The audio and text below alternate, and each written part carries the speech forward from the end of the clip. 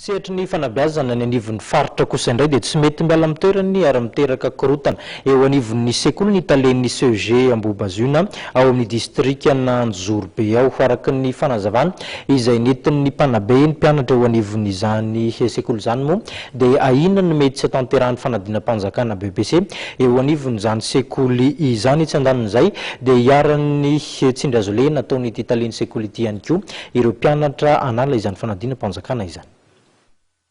Manahy ny tsy isian'ny fanadinam-panjakana BEPC ireo mpianatra izay mandrato ny fianarany ao amin'ny CEG Ambohibazoina ao amin'ny distrikana Anjorobe.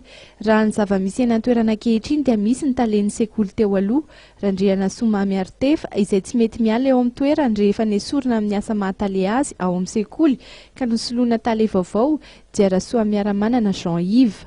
Tamin'ny volana janoary ny tokony efa nandray ny toerana ity tale vaovaon'ny sekoly ity, saingy tsy nety niala teo amin'ny toerana misy azy ny tale teo aloha na dia efa misy azy ny taratasy ofisialy manala azy eo amin'ny toerany. Teny ireo amin'ny tianao mitrasika ny sekolinay izay ataon'Andriamantoa Mamy Artefy fa tena manakorotana ny sekoly indrindra manapodika ny fiarahamonina ihany koa.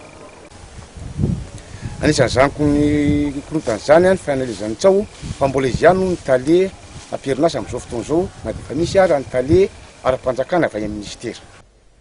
Tsy vitany tsy niala teo amin'ny toerany moa ity tale teo aloha ny CEG Ambohibazoina ity fa mbola nalainy ankeriny ary noazony ihany koa ny convocation izay tokony hanaovan'ireo mpianatra hiadina ny BEPC ny fanadinana fanatanjahantena.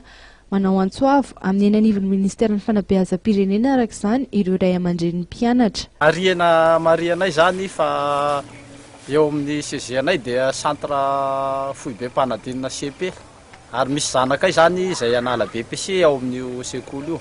Nefa noho ny mbola tsy fiverenana amin'ny asa izay tokony ataony dia efa niezaka izay mifampiresaka tamin'ny Sisiko ary ny Sisiko dia efa nidina teny toerana mihitsy ny fandamina tamin'izy ireo.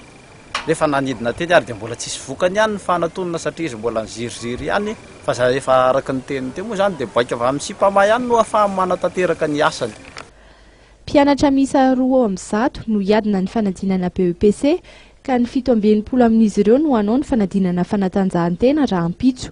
Anisan'ny fepetra ny raisin'ireo tompon'andraikitra eny an-toerana ny ampanaovana fanadinana ireo efa ao anatin'ny listra na dia tsy misy aza ny convocation.